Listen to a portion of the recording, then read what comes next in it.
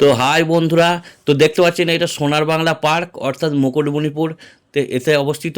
তো আমরা এর আগে একটা ভিডিও ছেড়েছিলাম, তো ভিডিওয়ে বলেছিলাম যে আমরা কিন্তু ডিয়ার পার্ক এবং সোনার বাংলা পার্ক দেখাবো, নদীর ওপারে যেটা বোটে করে যেতে হয়। তো যারা গেছেন তারা অবশ্যই জানেন। তো আপনি অনেক ডিয়ার পার্ক দেখেছেন, কিন্তু এই মুকুটমণিপুরে গেলে আপনি ডিয়ার পার্কটা একটু অন্যরকম দেখবেন। তো ভিডিওটা শেষ পর্যন্ত দেখতে থাকুন। এই ডিয়ার পার্কে আপনি ডাইরেক্ট মানে হরিণকে আপনি নিজের হাতে খাওয়াতে পারবেন এবং আপনি হরিণকে একটু আদর যত্ন করতে পারবেন গায়ে হাত দিয়ে, কোনো বাধা নেই, একদম খোলা। তো এসেছি এখন আমরা সোনার বাংলা পার্কে। তো এখানে ফুলের গাছ এবং পশু পাখির সম্ভার।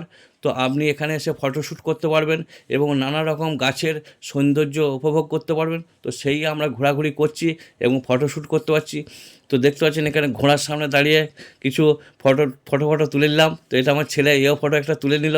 তো চারিদিকে ঘুরে ঘুরে আপনাদেরকে দেখাচ্ছি যে মানুষজন এসে এখানে ফটোশ্যুট করতে ব্যস্ত এবং নানা রকম ফুলের যে দৃশ্য, ফুলের বাগান, নানা রকম ফুলের গাছ এবং জীবজন্তুর ভরা। তো এখানে এক দাদারা দেখতে পাচ্ছেন যে কি দেখছে, চলুন দেখা যাক। তো এটা একটা কি পাখি, এটা আমিও জানি না, যদি কাউরি জানা থেকে অবশ্যই কমেন্ট করে জানাবেন এটা কি পাখি, আমার জানা নাই। তো আরও চলুন, আরও অন্যান্য পাখিদের দেখাচ্ছি। এটা তো আমি লাইভে প্রথম দেখলাম এটা কি পাখি। তো যাই হোক, এবারে ডিয়ার পার্ক এসে দেখতে পাচ্ছেন আমার ছেলে একদম ডাইরেক্ট হরিণের হাতে হাত দিয়ে, গায়ে হাত দিয়ে একদম সংস্পর্শের সাথে। তো প্রত্যেকটি মানুষ একদম গায়ে ছোঁয়াছুঁয়ি করে হরিণকে খাওয়াতে পারবেন এবং গায়ে হাত বুলাতে পারবেন। তো ভাই এটা আমাদের খুবই ভালো লাগলো। তো যারা মুকুটমণিপুর যান নাই অবশ্যই যাবেন, খুবই ভালো জায়গা এবং দারুণ লাগবে। তো আমরা আবার বোটেতে মনোরঞ্জন করতে করতে বাড়ির দিকে রওনা। তো ভিডিওটা ভালো লাগলে অবশ্যই লাইক কমেন্ট শেয়ার করে দিও।